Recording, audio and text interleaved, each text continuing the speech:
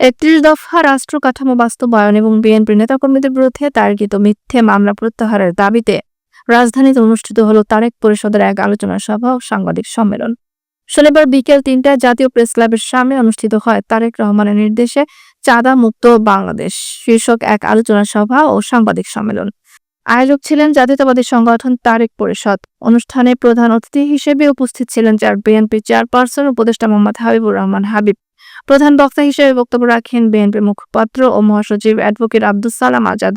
সভাপতিত্ব করেন তারেক পরিষদের সভাপতি মোহাম্মদ সাইদুল ইসলাম লিমন। সঞ্চালনায় ছিলেন সাংগঠনিক সম্পাদক মোহাম্মদ রবিউল উদ্দিন রুমি। বক্তারা বলেন, ৩১ দফা রাষ্ট্র কাঠামো বাস্তবায়নে দেশের সমৃদ্ধির পথ, আর বিএনপির নেতাকর্মীদের ওপর দমন পীড়নের মাধ্যমে জনগণের কণ্ঠরোধ করা যাবে না।